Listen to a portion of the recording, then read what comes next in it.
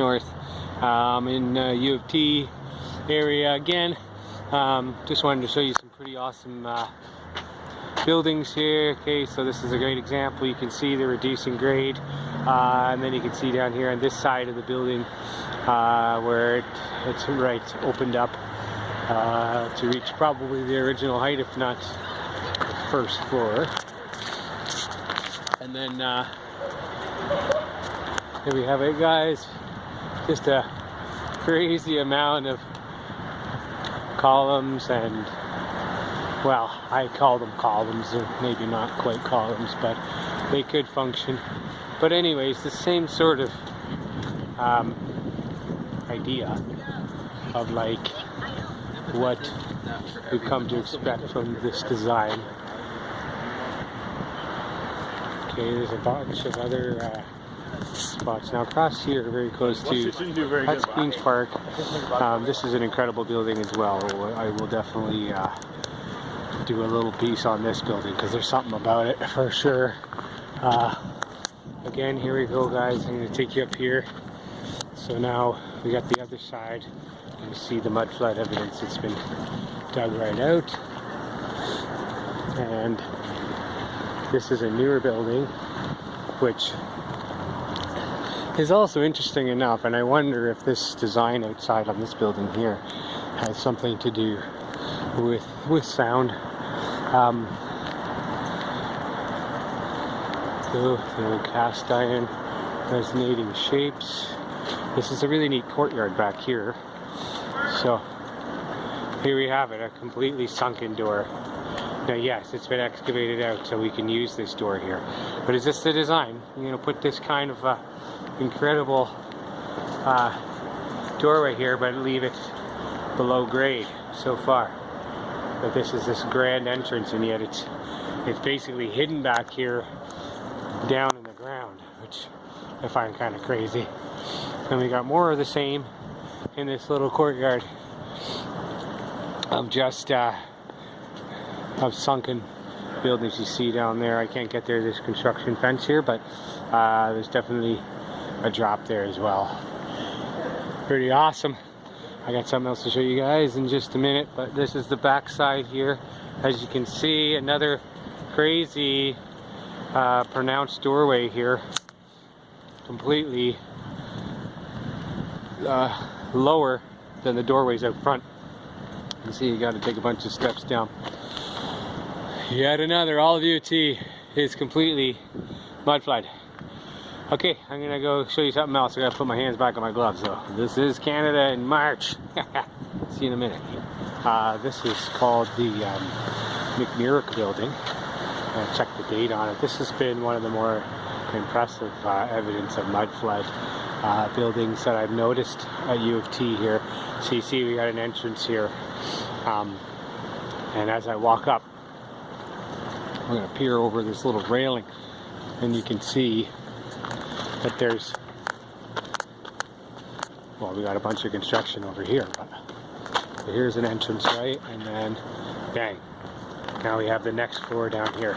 Now is this just a giant entranceway?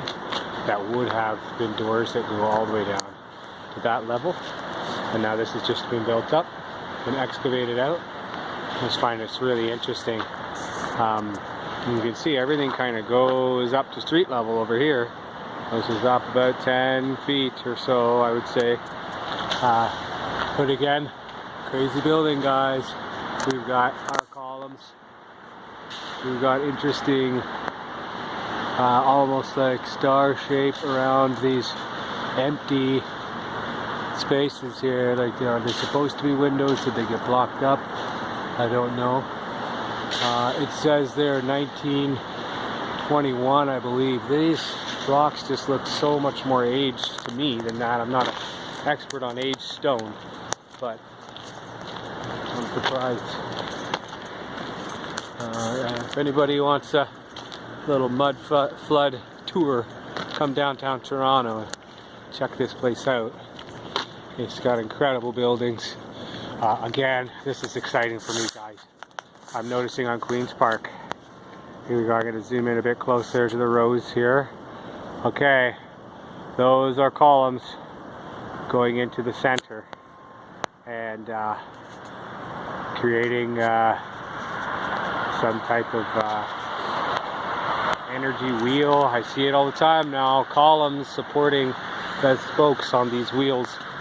So yeah, here's a bit of a better look. You can see now it's almost like they excavated all down here because everything else has been just flooded through. You can almost imagine, see how this grade here just kind of keeps descending down. It's all, you know, it's always towards the lake. But up here, so we have Queen's Park here, and then it's kind of up, everything's built up to it. And then down here, we have these buildings where they've had to be excavated lower so that you can catch a glimpse of the lower windows, which, I don't know, that's very telling to me. The fact that I'm sort of standing up here, and you can even see further over there, they've got like stairs coming down here, because they've had to excavate it all out. They've had to kind of reveal things that were underground, and because of that, you've got this big valley that dips down so that these buildings can be accessed from their original doors that they were designed to be used. So they have all this sort of sloping roadway that goes down to allow you to get into these buildings at their original depth. Okay, Archive of Canada. This is doing a little bit of Queen's Park here, although I was thinking this would be a U of T segment, but I'll just take you across Queen's Park here. Just take a look, guys. We got lots of columns, got lots of faces inside the moldings here. We're seeing all kinds of symbolism and imagery, and okay, we have our stupas top here. We've got what looks to be an owl of some kind, it looks like to me.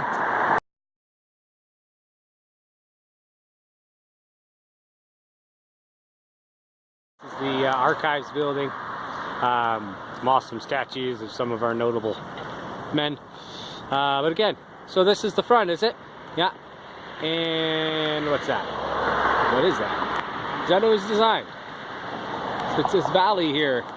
Now they've got a new building here, which they've had to adhere to the design of this valley that they've had to create to dig out these buildings. Again, because if these buildings were up to grade, look what we have at the bottom here. Can you see that? Yeah. Incredibly big windows from the ground up.